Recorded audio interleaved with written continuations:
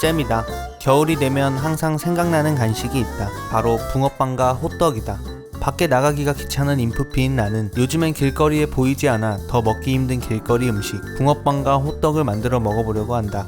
작년 겨울에는 길거리 음식을 사 먹은 적이 없다. 코로나라 나가기 힘들긴 했지만 뭐 굳이 코로나가 아니더라도 나가서 노는 걸 좋아하지 않아서 사 먹을 기회가 별로 없었다.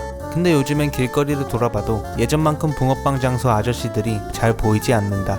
그래서 올해에는 한번 만들어서 먹어보자 라고 생각했는데 아마 유튜브를 하지 않았다면 귀찮아서 절대로 꿈도 못 꿨을 것이다. 붕어빵을 만들려고 와플 기계도 사고 호떡 만들려고 호떡 누르개도 샀다. 점점 집에 잡동사니가 많아지고 있다. 어렸을 때 나는 붕어빵을 별로 좋아하지 않았다. 달달하고 단팥이 들어간 팥빵은 좋아하지만 붕어빵에 들어가는 팥은 뭔가 덜 달기도 하고 알갱이가 많아서 더 단맛을 선호했던 나는 엄마가 붕어빵을 사와도 하나 정도 먹다가 역시 별로야 라면서 먹는 것을 멈췄다. 어느 날 엄마가 겉면에 검은 팥이 보이지 않는 붕어빵을 사왔다. 엄마는 이거 한번 먹어보라며 신기하다고 했지만 나는 당연히 또 팥일 줄 알고 기대를 안 하고 먹었다가 신세계였다. 바삭한 겉면에 촉촉한 속과 달달한 슈크림이 내 혀를 감쌌다. 그 뒤로 나는 슈크림 붕어빵만 사 먹게 됐다. 심지어 슈크림 붕어빵이 없는 집은 쳐다도 보지 않았다. 그래서 오늘 만드는 것도 슈크림 붕어빵이다.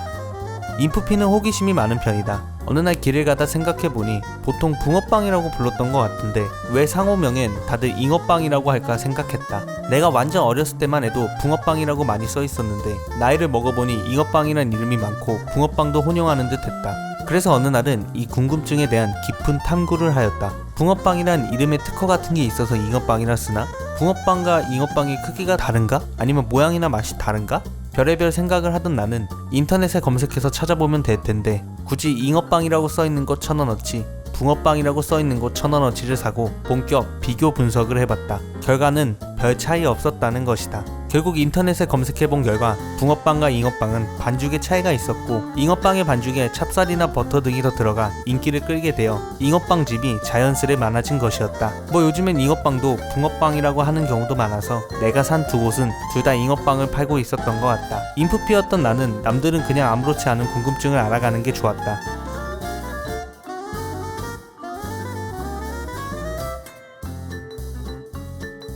만들고 나니 든 생각은 붕어빵 틀을 잘못 산 것 같다. 난 편하려고 와플 기계를 샀는데 이 틀은 너무 얇고 시간도 오래 걸린다. 차라리 클래식하게 이런 틀을 샀어야 했다. 오늘도 인프피인 나는 호구같이 필요 없는 물건만 쌓이게 됐다.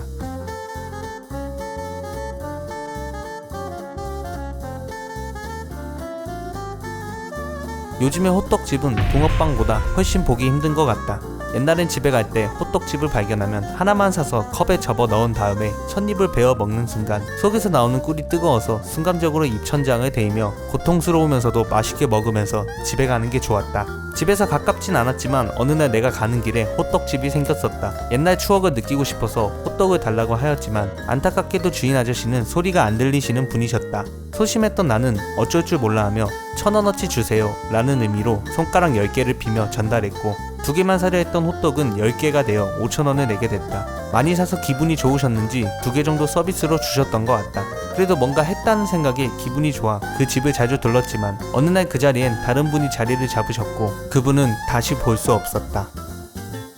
요즘 들어서 호떡집을 가게 되면 드는 생각은 저 질척한 반죽은 만지면 어떤 느낌일까? 저런 반죽을 손에서 어떻게 잘 떼어내시는 걸까? 호떡을 뒤집을 때 손은 안 뜨거우실까? 저 손으로 전화 오면 도대체 어떻게 받으실까? 등이 있다.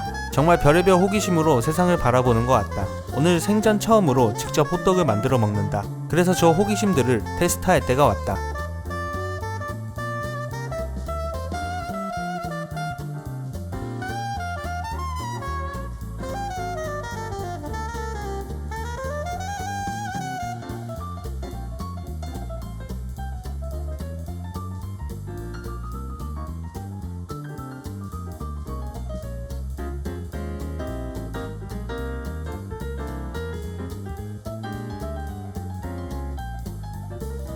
오늘 만든 나의 반죽은 질척하지 않았다. 그래서 호떡집처럼 손에 엄청 달라붙지 않고 잘 떼어졌다. 반죽 비율이 잘못된 것 같다.